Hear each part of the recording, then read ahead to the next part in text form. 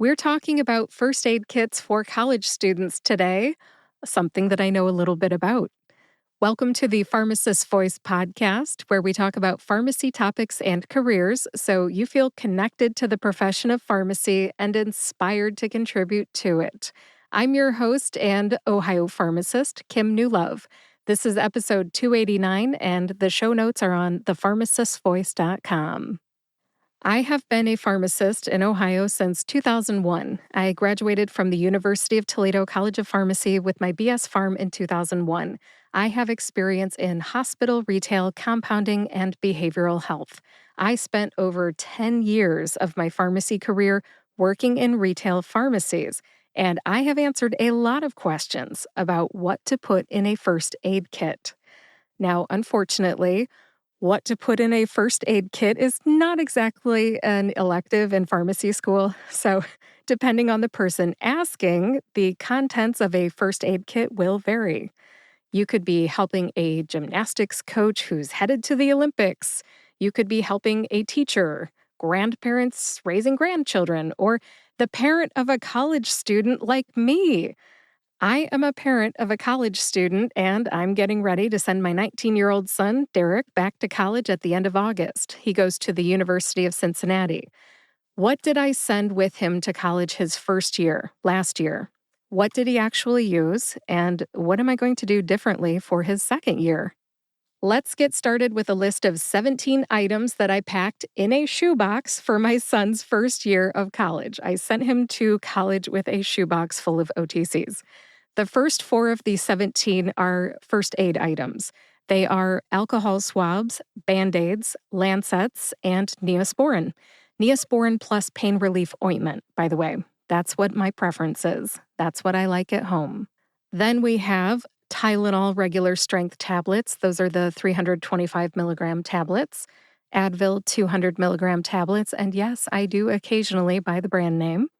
I also packed Tums Regular Strength chewable tablets, Generic Imodium tablets, otherwise known as loperamide 2 milligrams, Alka Seltzer Regular Strength Effervescent tablets, a travel-sized bottle of Cetaphil hand lotion, sugar-free cherry cough drops, Zyrtec 10 milligram tablets, Clear Eyes Redness Relief eye drops, which are just glycerin and naphazoline, an oral thermometer, 1 ACE bandage, the Poison Helpline phone number, which is 1-800-222-1222. Program that in your phone today.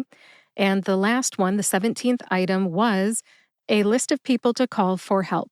That's right, a list of people to call for help. That ends the list of 17 items. Now, which among those items did my son actually use? Tylenol, Advil, and Alka-Seltzer, judging by what was opened. What will I do differently this year? I will give my son the list of 17 items that I just recited to you, and I'll ask him to take what he wants with him. He can always go to the store and pick up whatever he needs, or give me a call for advice. I'm a pharmacist, right? Call mom. If he had any prescriptions, I would have told him how to transfer them, but he doesn't, so I didn't have to worry about that conversation. Now, even though I don't have to worry about that, it may be a good talking point for a college-aged patient or their family someday. Keep that in your back pocket. Just between you and me, I think it is good looking out to send a nicely stocked first aid kit, whether it's in a shoebox or not, with your child to the first year of college or the first semester of college. But don't be surprised when most of the items come back unused. That happens. That's pretty much what happened with my kiddo. For the second year of college, what am I doing different? My advice is to just be a resource. That's what I'm going to do. My son's on his own as soon as he moves out for college, and he has to figure stuff out for himself. If he needs help, he knows he can ask, and I'll be sure to make sure he knows that, but I think we're already on the same page. This episode is intended to help parents of college-aged young adults, as well as my fellow pharmacists here who just might draw a blank when a parent asks you about first aid kits for college students. I hope you enjoyed hearing about what I did last year and what I plan to do this year. Thank you for joining me to hear episode 289 of the Pharmacist's Voice podcast. To find the show notes, go to thepharmacistvoice.com, click on the podcast tab, and find episode 289. In the show notes, you'll find that list of 17 items that I mentioned today, my social media links, and more. LinkedIn's my absolute favorite, so please feel free to reach out to me and connect. And if you're looking for a medical narrator for your next project, I can help. I am a pharmacist, but I'm also a voice actor and a podcast host.